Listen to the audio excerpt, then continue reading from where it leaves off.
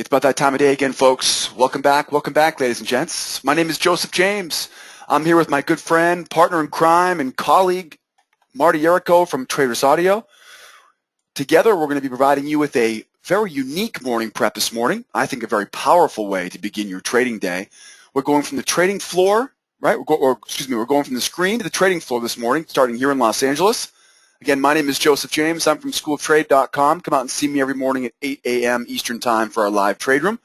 And, of course, check out Marty Errico and his partner Jeffrey over at Traders Audio. They do a great broadcast every morning from the NYMEX Exchange at 8:50 a.m. Eastern Time. We get a pretty powerful broadcast here for you this morning. We're starting with the screens here in Los Angeles, and we're going all the way across the country to the NYMEX trading floor. We're going to listen in to see what Marty's hearing and seeing directly from the trading floor. I'll be starting with a top-down approach this morning, starting with charts. I'm a technical analyst, which means I'm looking at charts. I'll start with a top-down approach, meaning that we'll begin with a slower time frame and move our way down to a faster time frame. And as we move down, we'll be analyzing what's happened over the past few weeks, the past few hours, and of course, analyzing specifically what's happened overnight and what's happened coming out of London. Now, see, I know that if I can analyze what's happening overnight, if I can take a look at what's happening during the London trading session, I can usually anticipate direction at the open. If I can anticipate direction at the open, there are some high percentage trading opportunities waiting for me as of 8 a.m. Eastern Time. So the goal is pretty simple. Start with a slower time frame first. Move our way down to faster time frames, analyzing to see what's happened overnight, specifically coming out of London. We're going to look to anticipate direction at the open. And with that direction, we will identify support and resistance, right? Turning points in the market. We'll find those high percentage trading opportunities at 8 a.m. Eastern Time. Once I'm done with you, we're going to toss you all the way across the country, all the way to the NYMEX Exchange in New York City. Very important. We're going to hear how it's looking, what we're seeing on the trading floor this morning. I got my good friend, my partner in crime here, Marty Errico. He's got his feet on the ground on the NYMEX Exchange, and he'll be giving us market direction, intermarket divergence, market internals, option prices, and those always important, those pit session trading levels this morning. Guys and gals, thank you so much for watching. Enough of me talking. Let's jump right into our material here this morning. Now, first things first, as we always do, let's grab a look at our news worksheet. Now, I'm going to get my news worksheet over at sidewaysmarkets.com. There's a morning prep every morning. Morning prep is posted for you right on the blog there. And of course, on that, I'll grab a copy of today's news worksheet. Okay, today's news worksheet. Let's get ready for today's news. Now, very important, we prepare each morning, right, for the news of the day because, well, it doesn't matter what market we're trading, they will all react to important economic news. The first thing we always do is we always ask ourselves what day of the week, what week of the month, and what month of the year. Well, we know today's a Tuesday, and we know this Tuesday is the third week of the month of August, right? So now we know Tuesdays.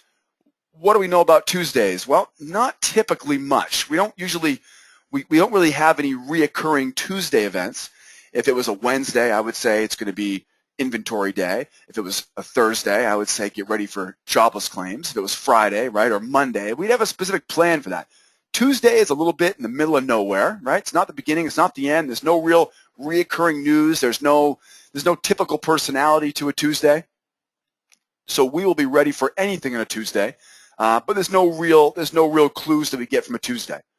How about the third week of the month? Now we're talking. Now here's a clue.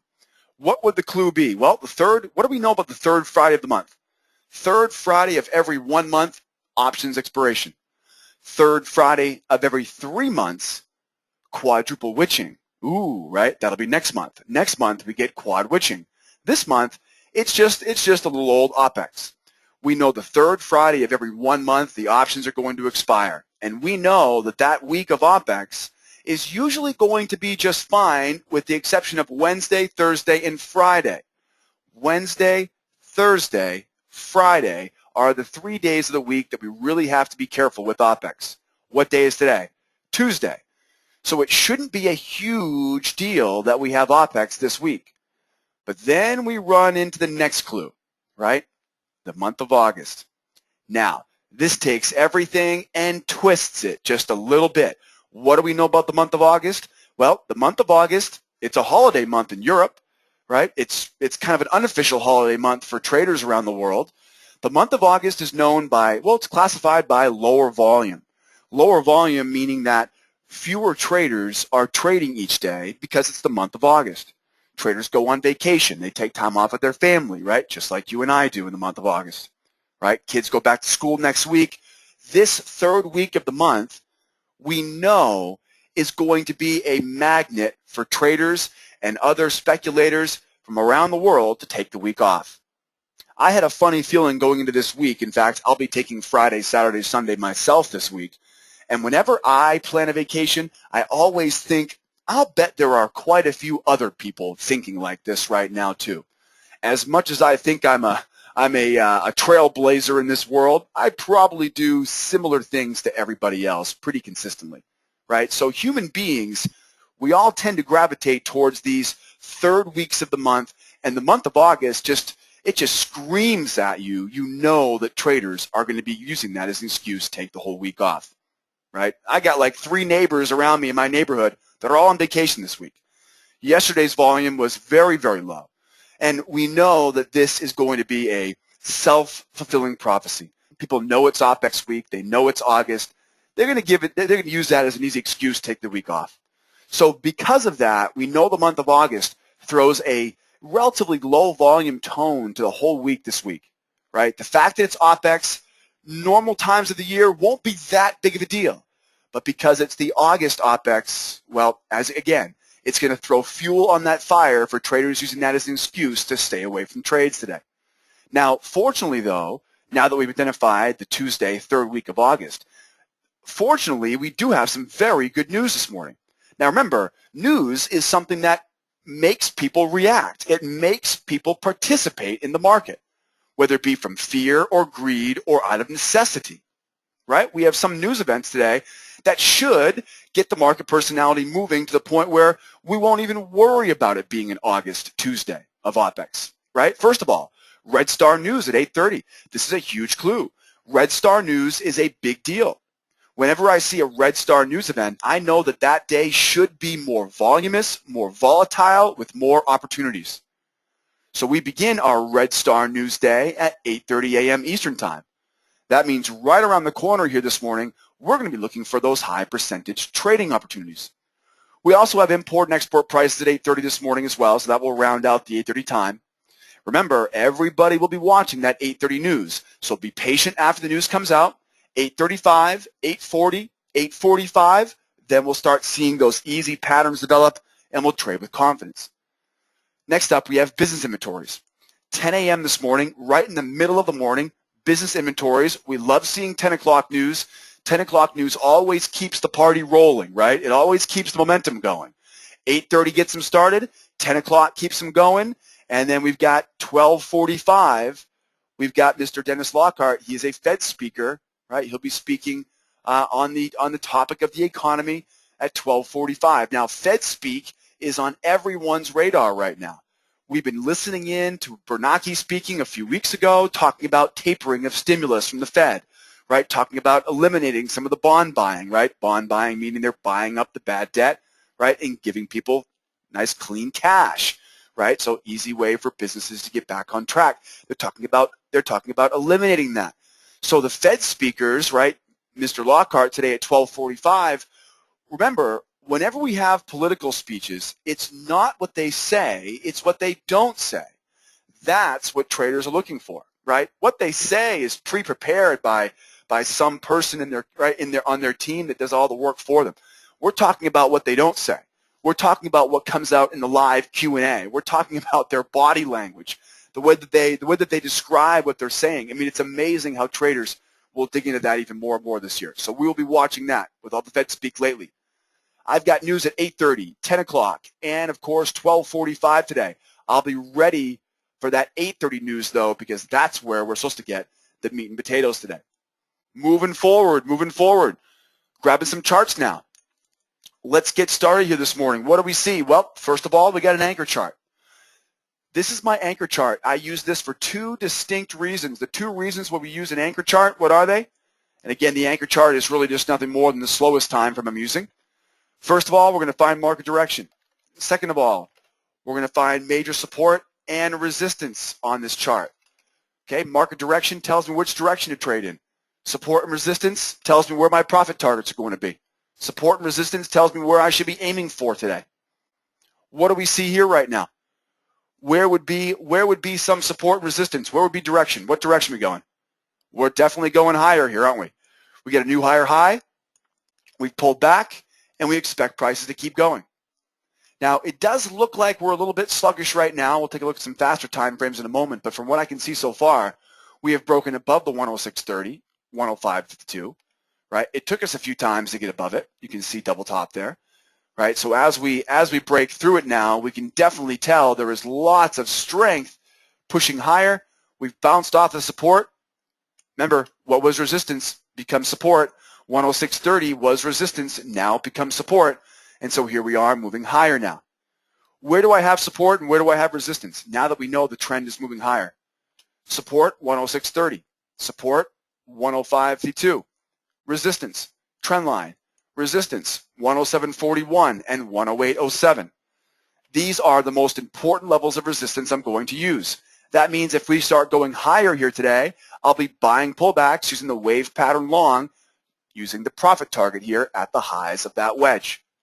Okay, so use those areas as profit targets. Use them as reasons to either enter or exit a trade. And also, I'll use these major support and major resistance levels on the anchor chart. I'll use these as a guide to avoid taking trades. For example, if I was at the lows right now, I wouldn't want to be selling, right? I wouldn't want to sell here at 106.30 because you can see there's major support there. I'll buy at support. I'll sell at resistance. If support is broken, I will then react to that, right, accordingly. But I've got to wait for that support at 106.30 to be broken. So we can easily see here that going higher, we have plenty of room to go higher. If we go lower, we're going to have to be a little bit careful here and wait till we get below some of these key levels of support before we can start even thinking about selling short this morning. Moving forward now, grab a look at a 30-minute chart. Here's another look at an anchor chart. And this anchor chart is really, really powerful. Now, we usually use a 5-minute, a 15-minute, a 30-minute, right? Something like that to look at this type of chart. We call this the VIP chart. The VIP chart has a pretty simple job. Find me the very important price levels on this chart. I want to be able to glance at it, and I want to be able to tell exactly where the daily, the weekly highs and lows have been, specifically where the previous highs and previous lows have been. And if I know where those are, if I know in relationship where we are to those levels, I can make some very, very educated decisions. First of all, I draw my attention to that 107.69 up top. 107.69, what level do we have here? That is the prior week's high. So looking at this now, again, very important that we know where those levels are. The prior week high, why would it be important to know where the prior week high is? Because that was the line in the sand where the buyers and sellers agreed on value 1 week ago. Pretty darn important. 107.69 is the highest point we were at last week. That's extremely important. In fact, we're going to use that level as a profit target, and if price can go above it and stay above it, we're going to keep buying pullbacks above it, right? To the reversal side, if we reverse back below it, we'll sell right back below it. So above and below the previous week's high, very important. Look at the previous high of day, 106.46. Look what's happened. We broke above it. We collapsed back down in, and now we are right below that previous high of day. This is a huge clue. This tells me if we go higher, the buyers are still in control. But even more importantly, though, it tells me if the sellers grab control here, now those buyers have really failed, right? If we stay below this previous high of day, this is called price rejection, and it makes perfect sense. The buyers will try to find value in higher prices. If they can't, that will be shown by prices being back below the previous high of day, and that, of course, then leads me to believe those buyers have not been strong enough. The value is not there with higher prices, and prices will now gravitate and rotate down towards that 105.03.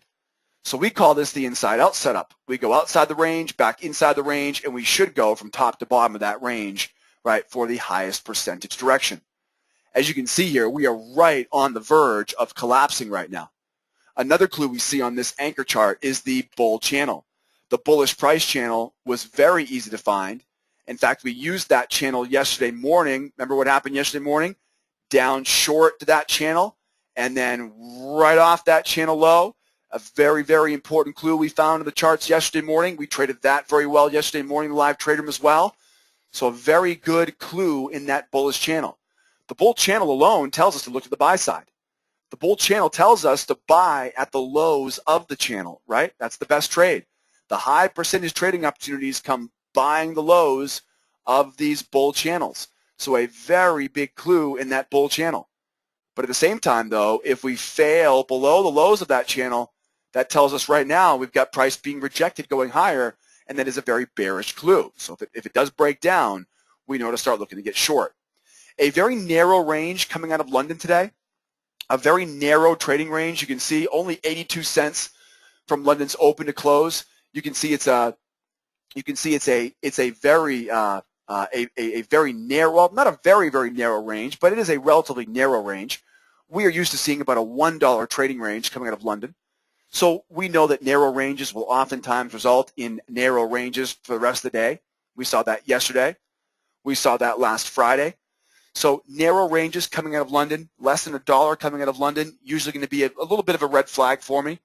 Remember, there's nothing wrong with trading in a narrow range day. We just have to be aware of it. We have to be prepared for that. So what is the plan today then? The plan is, well, it's quite simple.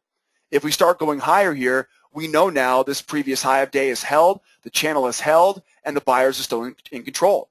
We'll be buying pullbacks, buying up to 107.27, 107.69. If, of course, those sellers take control, if we fail, I'm looking for new lower lows, and I will sell short all the way down to 105.03. 105.03 will be an easy target for us as the previous day's low of day.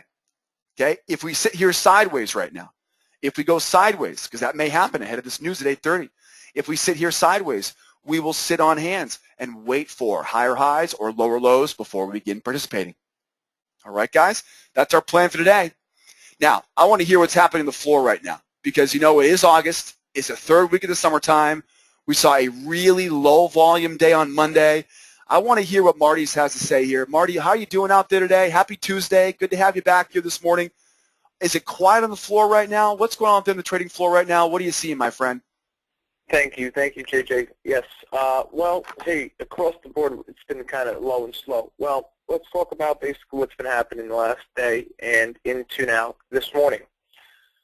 For crude right now, we were really kind of watching sideways activity, very light activity out of the pit. Keep in mind we have the Brent options. They expired yesterday. We have the expiration of the actual CEF contract in 2 days. We have option expiration for crude oil options in 2 days, right? So you can see we're starting to get that roll mentality happening in the pit, and we've been starting to roll just a bit into the October contract. That's the whole reason why we've been seeing the sideways trading, right? Low volume, and we've been now splitting volume with the October contract as some larger traders from down on the trading floor start to roll into the October contract. So again, we're continuing to watch thin activity in the CEF contract because we're sharing volume first off with the October contract, and second off, you know, kind of low volume already to begin with. So one, you have to keep that in mind. Secondly, you have to really watch those open interest and volume numbers the next couple of days. Is when they tend to be lower, right? And we have these lack of market participants. Sometimes we'll get a nice reaction from the news, but before that and after that, you can really get chopped out. So you really just want to keep that in mind. Well, levels that I'm really watching today, I'm going to definitely keep an eye on that 105.90 level. I think it's going to be our open above below level that we have to keep an eye on today. If we open up above the 105.90, we can really kind of look to possibly buy pullbacks.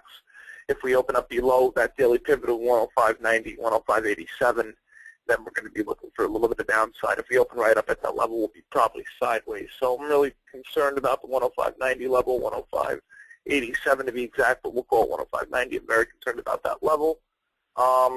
Let's also kind of talk a little bit about here your RBOB and the heating oil, right? Let's talk about our multiple market divergence now and direction. So far, direction has been a little bit higher this morning, right? We bounced off of the high prints that we formed earlier in the overnight session, that high that we formed in the overnight session up near about, the 107.20 level, so we want to keep an eye on those high prints, of course, of the overnight session. If you look with me this morning, open interest currently stands 219,809, which is decreasing just a bit. We're also watching your volatility increasing 25% on the implied volatility. Very interesting here, as we could start to see some nice roll activity in the next couple of days for the expiration of the September options contract. So pit traders are starting to now roll their positions and start to get out of the SEPs and get into October contracts. Right, we've been starting to see that roll. RBOB gasoline as well is going to start to roll in a couple days. We've been watching your RBOB right now, trading at about 292.40. Again, coming into some nice support. It actually came in some nice support this evening, and we're watching that daily pivot level. That 292 even, very important level, just as that 105.90 is important in crude. Right, we're watching RBOB almost 2 pennies higher on the day. So leading the way higher, we're seeing some decent divergence to the upside here in your RBOB. Open interest on the RBOB 65,266, and yes, we are higher, and volatility is higher at about 29%. Heating oil, look at heating oil, above $3 again now, it's 304, right? 304.30. Talking about big upside activity in the heating oil. So we have our RBOB and heating oil up 2 cents already today. So definitely holding crude firm. Very promising for crude to trade higher, especially if it pulls back to the 105.90s and then pops higher back up to those 107.20s.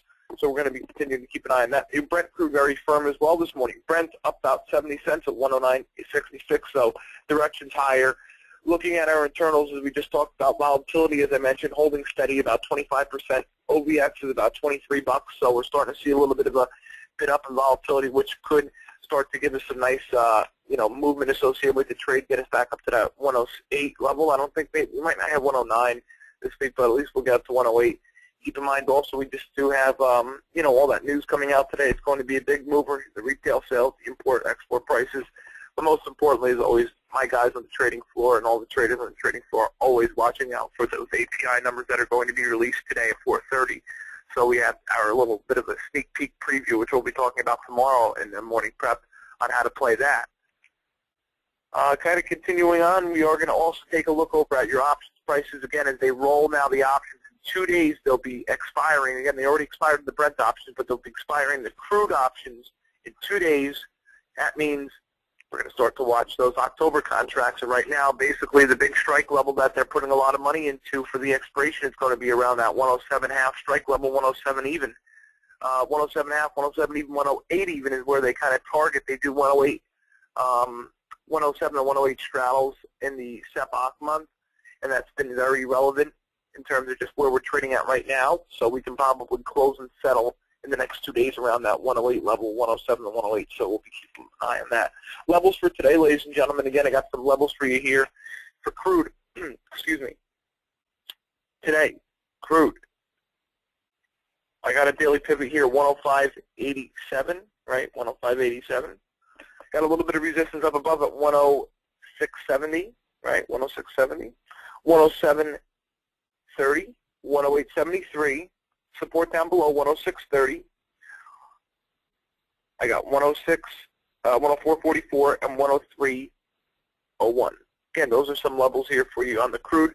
Yesterday's pit session high was 106.46. The low was at 105.03. Again, closing settlement number 106.11. So you can see this 106 handle is going to be a very important level, and that 105.90 is going to be very important. And then we have that resistance and support below that we just went over. In the natural gas, let's start off by taking a look at your pit session levels here. Yesterday, ladies and gentlemen, in the natural gas, your pit session high was at 336 even. The low down around 330, 330 even 10, right? 330 even 10. Guys, I got your daily pivot on the natural gas today at 331 even. Once again, it's going to be 331 even. Guys, I got a little bit of resistance up above at 336.10, which is going to be your high from yesterday as well. So that's going to be a very important level of resistance as we can be selling, right? But I don't think we have to buy them first, but we'll go over the game plan with natural gas. Okay. Second level of resistance, 341.80, 353 half. Third level. All right, guys, some support down below. I got 324.43, 18.40, and 306.80. So first of all, what we're going to be doing in this natural gas is we are approaching the lower end of the range at 229.5, right? That's going to be the low from the overnight session. 229.5 up to 330.10, 330.5, right? We're going to try to buy these levels and trade them all the way up to the 336s, and then we're going to try to sell those 336s or 335s, whatever you want to say. I'm thinking 336.10, which is going to be the R1, yesterday's high print, right? So we're going to be buying these lows now at these 330s, these 331s we're going to be buying.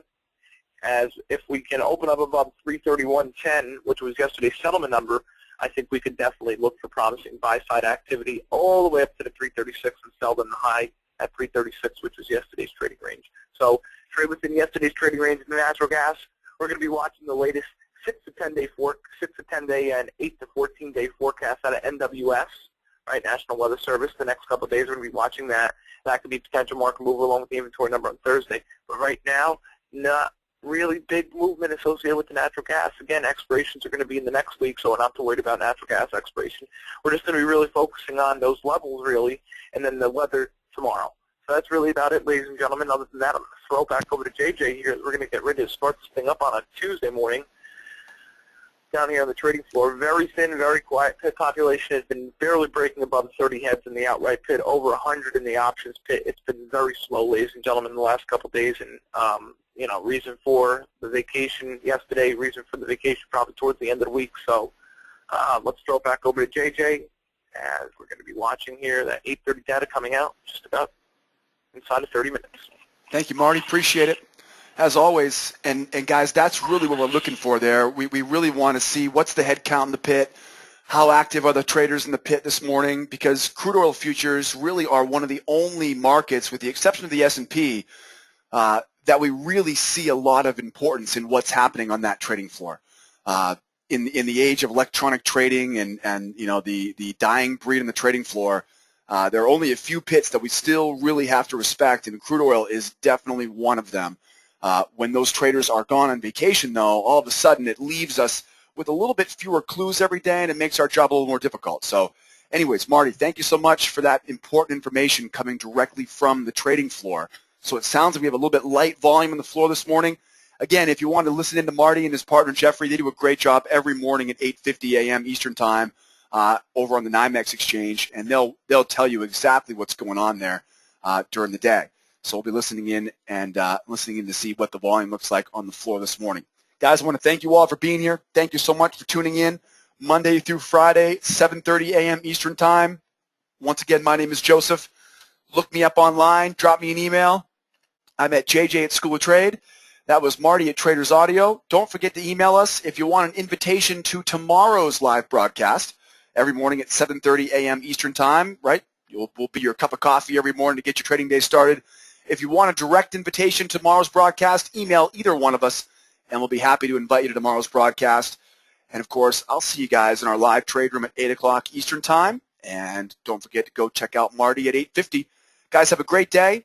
We're now on a 23-hour, 30-minute break. We'll see you this time, same place, same time tomorrow morning for a Wacky Wednesday. Tomorrow's Wacky Wednesday, the Wednesday of OPEX. We'll see you guys then. Same time, same place tomorrow, guys and gals. Good work this morning. Be ready for that 8:30 news, and we'll catch you tomorrow morning. Adios, amigos. Bye for now.